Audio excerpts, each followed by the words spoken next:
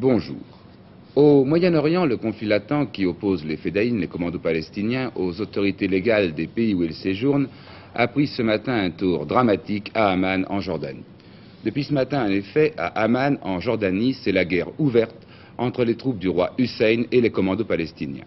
Avec Amman même, les communications téléphoniques sont coupées, l'aéroport est fermé, mais de Beyrouth, notre correspondant Bernard Lano. C'est une nouvelle épreuve de force qui est engagée depuis cette nuit entre l'armée jordanienne et les Fédayines palestiniens. Depuis 11 heures, toutes les communications sont interrompues entre Amman et le monde extérieur. Les échanges de coups de feu se déroulent non seulement dans les quartiers des Djebel Hussein et Ashrafiyeh, qui abritent plusieurs camps de Palestiniens, mais aussi dans le quartier résidentiel du Djebel Amman, où se trouvent ministères et ambassades. C'est là qu'a été blessé ce matin, au volant de sa voiture, l'attaché culturel et de presse de l'ambassade de France, Yves Aubin de la Messusière, jeune arabisant d'une trentaine d'années, en poste à Amman depuis 1 an et demi. Yves Aubin de la Messusière a été opéré aussitôt après son admission à l'hôpital italien d'Amman. Ses jours ne sont pas en danger. En fin de matinée, un semblant de détente allait s'amorcer. La radio d'Amman parlait d'un accord imminent en vue d'un cessez-le-feu lorsqu'on apprenait que le shérif Nasser, oncle du roi et bête noire des Fédayines, avait été tué, tandis que le convoi du roi lui-même avait essuyé des coups de feu. Aussitôt, les combats allaient reprendre et atteindre leur paroxysme avec l'attaque du camp palestinien du Djebel Hussein par les blindés et l'artillerie jordanienne. Pour ajouter à la confusion générale, Amman vient d'être privé du courant électrique, les Fédayines ayant bombardé la centrale électrique de la capitale.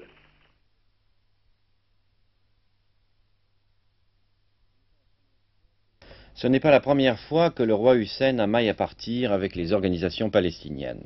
À 3 reprises déjà, au cours des 18 derniers mois, des crises avaient éclaté. Le souverain jordanien, défié par les Fédayines, avait tenté d'imposer son autorité, mais soucieux d'éviter le bain de sang, il avait toujours fini par se prêter à un compromis.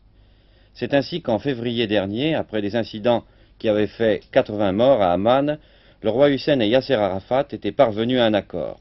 Depuis, le leader de l'organisation El-Fatah avait donné l'exemple de la modération.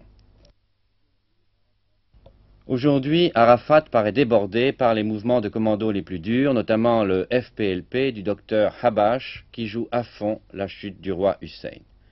Yasser Arafat s'alignera-t-il sur les extrémistes du mouvement palestinien? Jouera-t-il au contraire la carte de la conciliation et de la coexistence avec Hussein? Tel est l'enjeu des graves événements actuels d'Amman.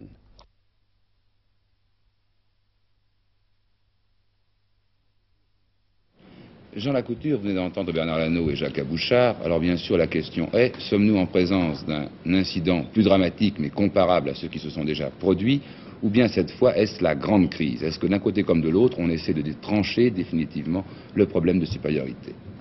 Écoutez, c'est peut-être maintenant le problème se pose peut-être entre Palestiniens et non plus entre Palestiniens et Jordaniens comme auparavant.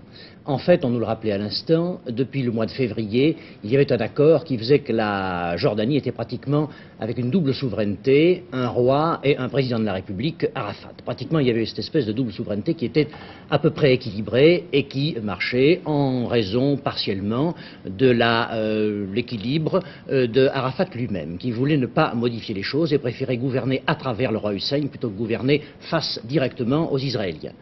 Mais pendant le week-end, il s'est passé toute une série de choses assez importantes. Samedi, à l'occasion de l'anniversaire de la guerre de 6 jours, apparition dans les rues de Amman des drapeaux rouges du Parti communiste jordanien interdit depuis de longues années. Menace donc directe pour l'équilibre social, ou du moins pour la stabilité ou la conservation du régime du roi Hussein. Et d'autre part, les deux organisations extrémistes palestiniennes sont entrées en scène, celle du commandant Djibril et celle de Georges Habash. Djibril en menant une véritable bataille à Zarqa contre l'armée jordanienne, et le docteur Habash en faisant enlever un diplomate américain, M. Draper. Ce qui était évidemment mettre en question les relations entre les Arabes en général, les Jordaniens et les Américains, ce qui n'est pas sans importance. Et le lendemain, M. Georges Habash, le chef de cette organisation extrémiste palestinienne, faisait une déclaration disant que la guerre était son seul objectif, qu'il s'était aligné sur les thèses chinoises, que guerre et révolution étaient étroitement liées et que donc il ne fallait pas essayer de distinguer la lutte contre Israël de la lutte contre la classe dominante ou la classe dirigeante du monde arabe. Les deux luttes allaient de front dans l'esprit de Habash. Tout cela a vraiment modifié la situation, le rapport presque amical établi entre Palestiniens et Jordaniens depuis 3 mois et demi. Mais on peut dire que chez certains Palestiniens, il y a maintenant une profonde évolution. Ils ne sont plus en lutte seulement contre Israël, ils se veulent révolutionnaires et veulent aussi renverser les régimes arabes qui leur paraissent trop réactionnaires dans leur langage. C'est en effet le cas de Georges Habash, le cas du commandant Djibril, et c'est aussi le cas de Soliman Nabulsi, qui est un leader révolutionnaire jordanien de longue date, qui était le chef de la résistance anti-Hussein depuis longtemps. Et lors du congrès palestinien du Caire des jours derniers, une ébauche de rapprochement s'était fait entre Nabulsi et les organisations palestiniennes. Donc le roi Hussein s'est vraiment senti visé jusqu'au plus profond de son pouvoir. Il a senti que les accords passés au mois de février étaient remis en question, plus ou moins implicitement, par les Palestiniens. Et je crois qu'il a agi et qu'il entre maintenant dans la bataille de façon un peu différente des batailles précédentes. Mais alors, est-ce que sur le plan plus général, cette évolution de certains groupes palestiniens ne peut pas modifier le visage de la guerre au Moyen-Orient, et notamment dans ses conséquences internationales ? Oui, en un sens, c'est-à-dire qu'il apparaît un aspect vraiment beaucoup plus gauchiste maintenant de la lutte au Moyen-Orient. On a l'impression qu'entre Palestiniens, même la bataille est ouverte entre eux, entre les relatifs modérés, enfin entre les nationaux révolutionnaires du type d'Arafat, le FAT par exemple, l'organisation Al-Fat, et les groupes ultras, les groupes gauchistes révolutionnaires de Habash et du Djibril, qui eux font passer la lutte des classes avant la lutte contre Israël. Or, ces événements du Moyen-Orient surviennent le jour même où notre confrère Paris Match, l'hebdomadaire, publie un fort intéressant sondage sur l'idée que les Français se font quant au risque d'une 3e guerre mondiale. Sondage de la Sofres sur 1000 Français, échantillon représentatif, et première question, est-ce que votre génération connaîtra une 3e guerre mondiale? Et vous allez voir la réponse. C'est une réponse surprenante, puisque, en définitive, plus d'un Français sur 2 est convaincu qu'il y aura une 3e guerre mondiale. À noter que les jeunes sont un peu moins pessimistes que les plus vieux et que ce sont les électeurs centristes qui redoutent le pire. Une seconde question maintenant était posée aux Français. Pensez-vous qu'en cas de guerre mondiale, la France pourra rester en dehors du conflit? Et là encore, vous le voyez, la majorité des Français est convaincue que la France ne pourra pas rester en dehors du conflit. Là, et c'est normal, ce sont les jeunes qui sont les plus pessimistes, ils pensent sans doute que le temps travaille contre la paix. Or, ce sondage nous a donné l'idée de faire pour vous un rappel, une rétrospective des grandes crises qui ont marqué l'histoire du monde depuis 25 ans.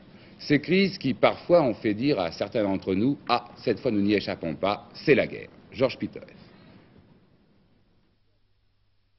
La Deuxième Guerre mondiale n'est finie que depuis 3 ans. Berlin se relève à peine de ses ruines, mais en juin 1948, l'URSS impose le blocus de Berlin.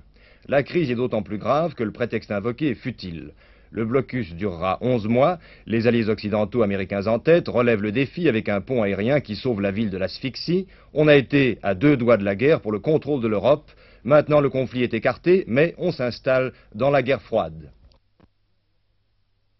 13 mois plus tard, juin 1950, la guerre de Corée éclate. La Corée du Nord envahit la Corée du Sud. Le Conseil de sécurité décide d'intervenir. Les États-Unis, appuyés par l'Occident, fournissent le gros des forces militaires. Les soldats de la Chine de Mao Tse-tung, dont la République populaire n'est victorieuse à Pékin que depuis 1 an à peine, interviennent, aidés par les Russes. Ce nouveau face-à-face Est-Ouest prend fin avec l'armistice de juillet 1953. Cuba, en 1962, éclate une crise brève mais d'une acuité extrême. Le président Kennedy lance un ultimatum à Khrouchtchev pour que celui-ci retire ses fusées à ogive nucléaire. Washington, à portée de fusée, c'est plus que les États-Unis ne peuvent supporter. Khrouchtchev recule, réembarque ses missiles, la menace de guerre est écartée, c'est la fin de la guerre froide, de la confrontation directe. Mais en réalité, la guerre continue. En Indochine, les Américains ont relevé les Français. Est-ce un abcès de fixation? Les grands se font-ils la guerre par Vietnam interposé? Ou bien le Vietnam est-il un champ de manœuvre pour armes nouvelles? Le conflit risque-t-il d'embraser l'Asie? Et puis Suez. Le Proche-Orient, lui aussi, est-il un théâtre de guerre localisé? Et dans quelle mesure est-il alimenté par la confrontation Est-Ouest? Malgré les sondages, l'Europe se sent en fait en relative sécurité, mais que vaut ce sentiment lorsque le cancer de la guerre s'étend? La Chine populaire, elle, faisait exploser sa première bombe thermonucléaire en 1966, rejoignant ainsi tous ceux qui ont accepté la doctrine de l'équilibre de la terreur. La Chine s'arme-t-elle contre les États-Unis ou contre Moscou, devenu pour Pékin la capitale des renégats? On ne sait. Mais enfin, on se demande aujourd'hui, avec M. Gaston Bouctoul, si la guerre se prépare seulement dans les arsenaux ou bien aussi dans les consciences.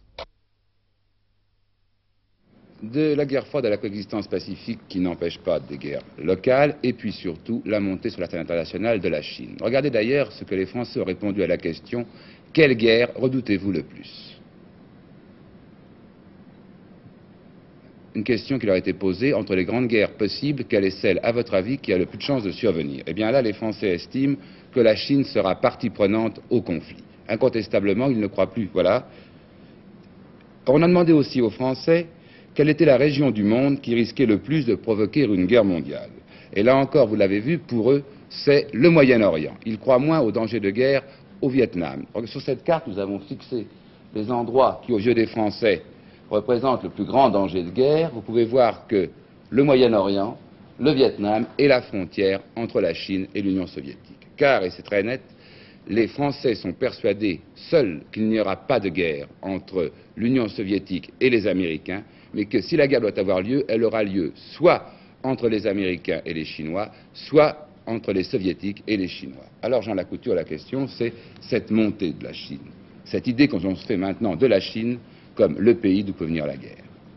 Il est vrai que depuis quelques années, non seulement la Chine préconise une idéologie que l'on pourrait qualifier ou que l'on peut qualifier de belliciste, ou en tout cas de l'inévitabilité des guerres, mais aussi le fait que la Chine représente une puissance technique de premier plan, puisque elle dispose des armes thermonucléaires, des possibilités d'envoyer des missiles, donc elle devient crédible en tant que puissance partie prenante à un conflit mondial. Cependant, il me semble qu'il y aurait une intéressante précision à donner, c'est que lors de sa dernière déclaration, celle du 20 mai, le président Mao Tse-tung a rappelé que la guerre était toujours possible, mais il a mis l'accent sur le fait que la révolution était quand même une probabilité plus grande que la guerre. Dans son esprit, il n'est pas sûr que les deux se distinguent très nettement, ce serait intéressant de travailler ces textes de plus près. Mais en tout cas, il me semble qu'il y a là une légère inflexion de la doctrine chinoise, plus vers la révolution et moins vers la guerre, peut-être parce que la Chine n'a plus de responsabilité au cours des dernières années, de responsabilité internationale. Autre chose, l'idée que c'est le Moyen-Orient, davantage que le Sud-Est asiatique, qui peut être le détonateur, le facteur de la guerre. Oui, c'est assez curieux, parce que, comment dire, centrer sur la Chine le risque comme auteur de guerre, et centrer sur le Moyen-Orient le risque comme lieu de guerre, c'est assez bizarre comme distinction. Il est vrai qu'on pourrait dire qu'il y a une espèce de concentration possible, puisque nous citions tout à l'heure les propos de Georges Habash disant que les masses arabes devaient s'imprégner des thèses chinoises et que c'était vraiment à travers l'idéologie chinoise que pourraient être libérées les masses arabes. Donc il y a là une espèce de lien qui s'établit progressivement entre idéologie de la Chine et théâtre d'opération moyen-oriental. Mais enfin, dans la mesure où on craint que le Moyen-Orient soit le lieu de la guerre, il est certain que mettre l'Union soviétique, par exemple, hors des risques de conflit mondial, c'est assez surprenant puisqu'elle est très présente, très intimement liée au conflit du Moyen-Orient maintenant et qu'elle ne pourrait pas ne pas en être partie. Une dernière chose, est-ce que les Français sont les bons observateurs de la politique internationale? Est-ce que les réponses à ce sondage sont satisfaisantes pour l'analyste que vous êtes? Elles sont pour moi surprenantes, mais je crois qu'en tout cas, si les Français sont analystes ou non, ça dépend beaucoup de nous et du fait de l'analyse, de l'interprétation du monde que nous donnons, soit sur le petit écran, soit dans nos journaux. Donc c'est nous les responsables. Merci Jean Lacouture. Les Français, vous l'avez vu, sont assez pessimistes quant aux chances de la paix. Le gouvernement français, lui, semble beaucoup plus optimiste, puisque cet après-midi, les députés vont examiner le projet de loi qui réduit le service militaire à 12 mois. Il est vrai qu'à notre époque, l'armée maintenant est moins une question de grande masse d'hommes qu'une question de technique et de moyens techniques. Actualité universitaire, toujours le problème de la faculté des sciences de la Halle aux Vins. Vous savez, après la culpation d'un des professeurs sur plainte du doyen Zamansky. Des professeurs et des étudiants voulaient protester contre cette inculpation. Ils voulaient tenir un meeting aujourd'hui dans la Halle aux Vins. M. Zamansky s'est opposé à ce meeting. Il semble pourtant, aux dernières nouvelles, que le meeting vient de commencer à l'intérieur de la Halle aux Vins, mais pour l'instant, tout est parfaitement calme. Un meeting gauchiste également hier soir à la Mutualité, à Paris. 3500 jeunes gauchistes ont entendu la voix d'Alain Gesmar. Alain Gesmar, qui, vous le savez, est l'ancien dirigeant de la gauche prolétarienne et qui est maintenant recherché par les polices. Alain Gesmar a promis un été chaud sur les plages. Il veut étendre la contestation là où les Français se rendent en vacances. À Grenoble, sur le campus, le calme est revenu, beaucoup de dégâts. À Marseille, hier soir, réapparition publique de Gérard Nicou, le patron des commerçants contestataires. C'était la première manifestation publique de Gérard Nicou depuis qu'il est sorti de prison. À cette occasion, Gérard Nicou a réaffirmé que son mouvement était strictement apolitique. Sur le plan social, poursuite de la grève à l'administration centrale des finances et aujourd'hui, négociation entre les douaniers et le gouvernement pour essayer de trouver une solution au conflit. Au sud-est asiatique, une nouvelle offensive Viet-Cong, cette fois dans le nord du Laos, où la ville de Saravan a été prise par les forces nord-vietnamiennes. En fait, l'impression se confirme d'une vaste offensive communiste en tout le sud-est asiatique. C'est ce qui explique peut-être qu'au Cambodge, cette fois, les dirigeants cambodgiens se montrent pessimistes pour l'avenir si les troupes américaines, comme on l'a annoncé, se retirent du pays à la fin du mois. Un coup d'État en Argentine, 3 généraux en ont chassé un 4e. Les 3 commandants en chef des 3 armes ont en effet destitué le président Onganía, qui était lui aussi général. Un coup d'État qui s'est passé sans histoire. Le général Onganía n'a trouvé personne pour le soutenir, Stéphane Paoli. L'origine de cette crise s'explique par le refus du président Onganía d'adopter un plan politique qui débouchait sur des élections générales et sur le retour au libre exercice des institutions républicaines. La situation politique s'est brusquement détériorée hier matin lorsque le commandant en chef de l'armée, le général Lanus, a annoncé qu'il avait décidé de retirer au président Onganía la possibilité de prendre seul des décisions concernant les problèmes du pays. Mais il n'y a pas que cela. Au cours des 12 derniers mois, la vie nationale avait été marquée par de multiples troubles étudiants et ouvriers à cause de la hausse importante du coût de la vie et du refus gouvernemental d'augmenter les salaires. Les événements qui ont débuté à Cordoba et que vous voyez ici en 1969 ont fait perdre toute chance de réussite au plan du président Onganía qui voulait réaliser en 10 ans le changement de structure nécessaire au pays. Peut-être ces événements ont-ils été les prémices du coup d'État qui a renversé hier soir Juan Carlos Onganía, un coup d'État qui apparemment a laissé indifférente la population argentine. En Italie, un succès pour la coalition gouvernementale au pouvoir. Elle a gagné en fait les élections municipales et régionales. Elle a même augmenté le pourcentage de ses voix. Claude Ropsis. Eh bien, après une campagne électorale à l'italienne, passionnée, mouvementée et pittoresque, l'Italie a donc voté dimanche toute la journée et hier jusqu'à 14 h. Les résultats définitifs ont été connus tard dans la nuit et ils font apparaître, comme vous l'avez dit, une certaine stabilité du corps électoral. La consultation était importante puisqu'il s'agissait essentiellement d'élire les membres des conseils régionaux, les parlements de 15 nouvelles régions dont ce scrutin marquait en fait la naissance. Participation électorale très large, comme d'habitude, les plus hautes personnalités de l'État et les chefs de parti ont donné l'exemple. Vous avez vu tout à l'heure le président Saragat, président de la République, vous voyez actuellement le président Fanfani du Sénat, et vous allez voir dans quelques secondes Monsieur Longo, le voici, secrétaire général du Parti communiste italien. Stabilité politique donc du corps électoral italien. La majorité de centre-gauche sort, comme vous l'avez dit Alain Cancès, grandie, renforcée de cette consultation électorale. Elle gagne en effet 2,8% des voix par rapport aux législatives de 1968.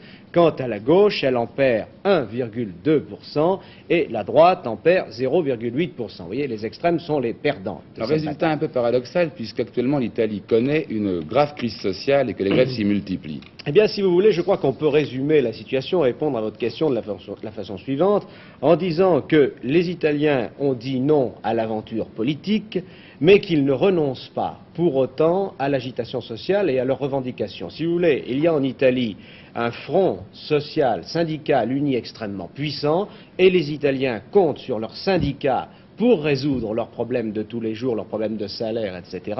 Mais sur le plan politique, ils ne veulent pas d'aventure, ils préfèrent conserver la formule actuelle de centre-gauche qui gouverne le pays depuis des années. Une dernière chose, les conseils régionaux auront des pouvoirs accrus, or 3 au moins de ces conseils seront à majorité communiste. Un est d'ores et déjà à majorité communiste, c'est celui de l'Émilie-Romagne.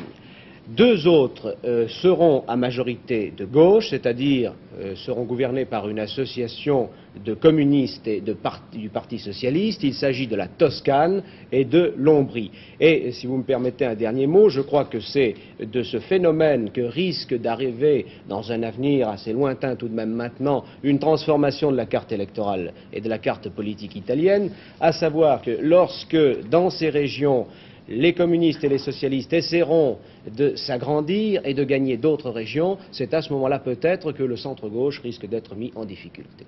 Mais ce n'est pas pour tout de suite. On les a oubliés et pourtant il tourne. Il tourne même depuis 8 jours.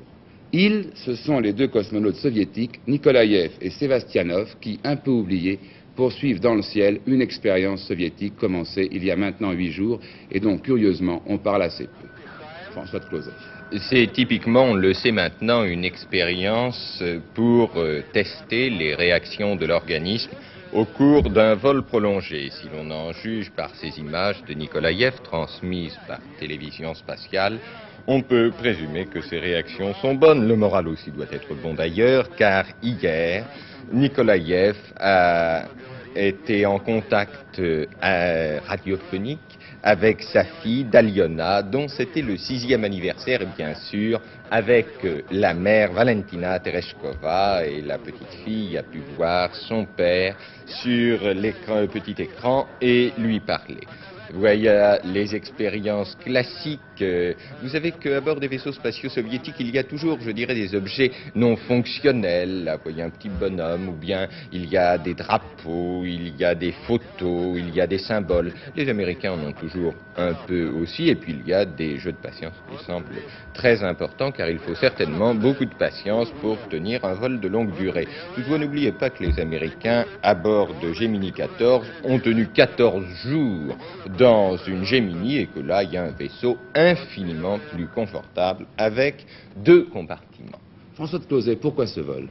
Eh bien, si vous voulez, les expériences soviétiques paraissent toujours mystérieuses quand on veut comprendre simplement le but d'une expérience. Mais il faut comprendre qu'il n'y a pas une expérience, il y a un programme de très longue haleine, on le sait aujourd'hui, qui vise à réaliser une station orbitale. Alors il faut vous imaginer qu'il y a en Union soviétique, dans de grands centres de recherche, des ingénieurs qui depuis des années développent cette station orbitale. Vous savez, les Américains prévoient près de 10 ans pour faire la même chose. Et quand ils ont besoin de faire une expérience qu'ils ne peuvent faire qu'au cours d'un vol spatial, l'URSS fait ce vol spatial uniquement dans ce but. Et Eliassev, un autre cosmonaute soviétique, disait récemment que Soyouz 9 était bel et bien un banc d'essai. Alors, comme si vous ne comprenez pas que l'on prépare cette station orbitale, vous dites, mais pourquoi ne font-ils pas autre chose? Mais ils ne le font pas parce que ce n'est pas dans le programme, et que de faire des expériences de prestige, cela coûte cher, le programme Apollo a coûté très cher, et que l'astronautique soviétique est une astronautique efficace, fonctionnelle et d'économie. C'est l'astronautique d'un pays qui ne veut pas dépenser beaucoup d'argent dans l'espace, et qui un jour aura sa grande station. La station orbitale, c'est encore de la science-fiction, enfin la grande base entre la Terre et les étoiles pour aller partout. Et surtout pour regarder la Terre, pour comprendre la Terre, pour organiser la Terre, pour mieux y vivre. Et peut-être pas très loin de la politique. Monsieur Yvelin, le patron des patrons français, le président du patronat, est rentré hier du Japon. Il a confié ses impressions à François-Henri de Virieu. Vous estimez que le Japon peut être un client intéressant pour la France? Mais le Japon est déjà un client intéressant pour la France. Je vous rappelle que le Japon est d'ores et déjà, aujourd'hui, le 3e grand du point de vue économique. Et contrairement d'ailleurs à ce qu'on pense, ce développement économique du Japon n'est pas tellement à base d'exportation, mais à base de développement du marché intérieur. Ce qu'on ne sait pas assez, c'est que, rapporté à la production totale du Japon, les exportations japonaises représentent 1% qui est inférieur au pourcentage de nos propres exportations rapportées à notre production totale. Proportionnellement, les Japonais sont moins exportateurs que les Français, en somme. Proportionnellement, aujourd'hui, les Japonais sont moins exportateurs que les Français, ou si vous voulez bien, les Français sont plus exportateurs que les Japonais. Par contre, il y a un domaine dans lequel les Japonais sont champions, ce sont les progrès de productivité. Car comme l'OCDE vient de le mettre en lumière, ils distancent les autres pays industrialisés d'une façon très importante. Je vous rappelle aussi, et les Japonais l'ont reconnu, que le second dans ces progrès de productivité, c'est la France, c'est notre pays. Une nouvelle qui nous arrive à l'instant d'Amman en Jordanie. La radio Amman vient de démentir la nouvelle de la mort du shérif Nasser Ben Ramil, le commandant en chef des forces armées jordaniennes et l'oncle du roi. Selon Radio Amman, il s'agirait d'une fausse nouvelle, mais je vous l'ai dit, il est très difficile en ce moment de savoir exactement ce qui se passe en Jordanie. Patrick Chapuis, c'est l'actualité qu'il veut, les sports maintenant. Je crois qu'au Mexique, c'est la passion et l'énervement. Oui, les matchs reprennent demain, mais la fête continue. L'énorme ballon qui est placé au-dessus du comité d'organisation a disparu. Il paraît qu'il a fait l'objet d'une fantastique partie de football sur le Paseo de la Reforma, qui est en quelque sorte l'avenue des Champs-Élysées de Mexico. Le Brésil est toujours favori. Les bookmakers le donnent à 9 contre 4, devant l'Angleterre à 3 contre 1, et l'Italie à 6 contre 1. En boxe, il y a eu hier soir, non pas des manifestations de joie, mais un très très beau chahut au Palais des Sports. Zami rencontrait Tavares, il l'a battu, mais Tavares ne tenait pas vraiment sur ses jambes. Loïs Vorlet, vous avez assisté à ce match. Que pensez-vous de ce match qui a fait l'objet de beaucoup de critiques? Patrick Chapuis, hier soir, le champion de France des superlégers Zami affrontait en 10 reprises Tavares, tenant du titre des légers. Au début du deuxième round, Tavares, victime probable d'un malaise ou d'un crochet gauche à retardement, s'affaissait dans les cordes du ring. Il est extrêmement rare qu'un boxeur ait une défaillance en plein combat. Mais Tavares avait déjà été victime d'un pareil malaise à Dakar. Le public, trop éloigné pour juger, hua les deux combattants et finalement, Zami fut déclaré vainqueur au point. Dans le second combat, Jacques Kechichian, culotte blanche, disputait son 17e match professionnel contre le Trinitéen Carlos Marx, classé 4e mondial et vainqueur de BTA. Marx à la longe supérieure gênait au début le poulain de Philippi qui ébranlait Marx au 7e round d'un crochet droit au menton. Kechichian était vainqueur au point. Franchement, Patrick Chapuis, le match Zani-Tavares, ça ne faisait pas très sérieux. Ce n'est pas très sérieux et on peut s'étonner surtout que le médecin ne soit pas venu plus tôt voir ce qui se passait exactement, car l'incident a eu lieu au début du deuxième round. Il a attendu l'interruption entre le 3e et le 4e pour voir si vraiment Zami était malade. Vous ne croyez pas que ça dessert terriblement la boxe, ce genre de choses? Oui, mais je crois qu'on fait souvent des commentaires qui ne sont pas tout à fait fondés. Loïs Vonley vient de vous l'expliquer, et il semble quand même que Zami avait reçu un coup. On n'a pas pu très bien le voir malheureusement, mais il semble quand même qu'il ne s'est pas écroulé comme ça pour rien sur un simple malaise. Patrick Chapuis, je vous remercie. France Guérité nous pardonnera, mais l'actualité politique l'a exigé. Nous avons été obligés de sacrifier aujourd'hui la partie magazine de ce journal. Et maintenant, à la Bourse avec Michel Tardieu, à la Bourse, où c'était ce matin l'introduction de l'action Publicis. Michel Tardieu. Oui, on est en train en ce moment de procéder à l'opération d'introduction de Publicis. Il est trop tôt pour que je vous dise comment elle se passe. En tout cas, c'est le grand sujet de conversation aujourd'hui en bourse, bien sûr, parce que évidemment, M. Blochten-Blanchet, le président de Publicis, était un spécialiste de la publicité, donc il sait faire parler de sa société, et on en parle. Et d'autre part, parce qu'il y a une bagarre entre la presse financière et Publicis, entre certains journaux de la presse financière et Publicis, une bagarre dont le véritable motif est finalement la conquête de cette publicité financière qui représente chaque année des sommes importantes. Or, Publicis, depuis un certain nombre de mois, essaye de s'intéresser à cette publicité. M. Blochten-Blanchet a des idées particulières et personnelles sur cette forme de publicité, et les détenteurs actuels de cette manne n'ont pas tellement envie de la partager, si bien que la contre-attaque se fait sur le thème « L'action Publicis est-elle trop chère ou non ?» Eh bien, nous le saurons bientôt, puisque l'introduction, nous en aurons les résultats d'ici 1 heure ou 2. Pendant que les tableaux vont défiler comme d'habitude, je voudrais revenir sur la situation générale pour dire que la bourse aujourd'hui, eh bien, n'est pas très bonne, elle est un peu plus résistante qu'hier, mais reste très irrégulière et les transactions sont limitées. Et une fois de plus, on reproduit un petit peu la conjoncture qui était celle de la bourse de New York hier. Hier, à New York, les cours étaient un peu meilleurs, mais les transactions étaient beaucoup plus faibles. Eh bien, Paris continue de calquer son attitude sur celle de Wall Street. Il faut dire que la bourse de Paris, si elle n'a pas de raison d'être pessimiste, n'a pas de raison non plus de se réjouir particulièrement. Il n'y a pas de détente sur les taux d'intérêt, et partout on s'essaye de s'installer le moins inconfortablement possible dans l'argent cher, et en France, cette installation dans l'argent cher prend une forme qui sera agréable aux petits épargnants. Le ministre de l'économie et des finances, M. Giscard d'Estaing, actuellement étudie des mesures pour permettre aux petits épargnants, à tous ceux qui ne comptent pas en millions de dollars, mais en centaines de milliers d'anciens francs, pour leur permettre de profiter un petit peu, eux aussi, de l'argent cher. Car jusqu'ici, ce n'était pas le cas. Et le ministre trouve anormal que la grande masse des épargnants français se voit proposer des taux qui ne les protègent même pas contre l'érosion monétaire. Donc, le ministre tient à ce que les taux soient un peu plus relevés pour inciter les gens à épargner plus et pour mobiliser mieux cette épargne. ce qui paraît parfaitement logique. Si on veut que l'épargne vienne à l'industrie, encore faut-il la rémunérer d'une façon normale. Ces mesures donc feront plaisir aux épargnants, mais il n'est pas sûr qu'elles profitent beaucoup à la bourse, parce qu'il est bien évident que plus l'argent est payé cher par les banques et les compagnies les banques et les caisses d'épargne, eh bien moins les gens sont tentés d'acheter des actions et des obligations. Vous savez tous que l'argent cher est une des raisons de la faiblesse des marchés financiers, parce qu'évidemment la concurrence est plus dure pour les titres boursiers. Autre sujet de méditation morose pour les boursiers parisiens, eh bien la certitude qu'on a maintenant que le ministre des Finances ne relâchera pas complètement le crédit au 1er juillet, parce qu'il pense que les dangers d'inflation sont trop grands. Alors les financiers prendraient peut-être facilement leur parti de cette semi-austérité, l'austérité est encore un grand mot, mais en tout cas de ce contrôle du crédit, s'ils étaient sûrs qu'il aboutisse à vaincre complètement l'inflation, mais ils ont tous peur que l'inflation américaine finisse par balayer les barrières qu'essayent de dresser contre elle les pays européens. Et c'est pourquoi les gouverneurs des banques centrales qui se réunissaient hier à Bâle, à la Banque des règlements internationaux, ont encore insisté une nouvelle fois sur la nécessité pour les Américains de redresser leur balance des paiements.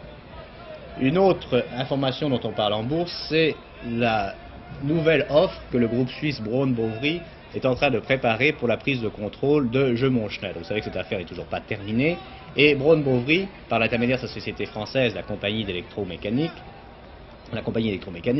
a proposé une nouvelle offre qui est plus française que la précédente et qui permettrait au groupe suisse de n'avoir que la moitié d'un nouveau groupe qui serait constitué par la CEM et par Jeux-Montchnel.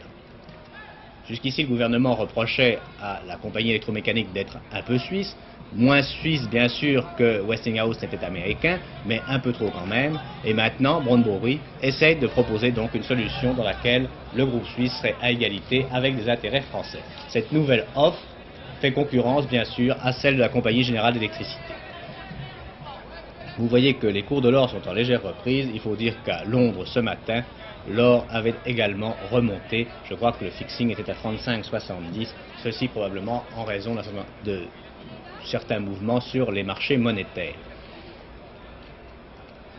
Quant au Pinet, eh bien, il reprend 1,20 franc encore aujourd'hui. Il cote 159,50 contre 158,30 hier. Ici, la Bourse de Paris, à vous les studios. Merci Michel Tardieu. Avant de vous quitter, je vous rappelle qu'en ce moment même à Amman, en Jordanie, de violents combats opposent les forces du roi Hussein, les forces jordaniennes, à certains des commandos palestiniens, en fait aux commandos révolutionnaires, à ceux que l'on peut même qualifier parfois de gauchistes. Violents combats sur lesquels il est difficile d'avoir des précisions, puisque les communications téléphoniques sont de nouveau interrompues, l'aéroport fermé. On avait annoncé tout à l'heure la mort du cousin du roi, elle est démentie. Quoi qu'il en soit, des informations sur cette situation grave et qui sera sûrement lourde de conséquences à notre flash 18h50 et ce soir à Télésoir 19h45 qui vous sera présenté par Jean-Pierre Elkabbach. Bon après-midi.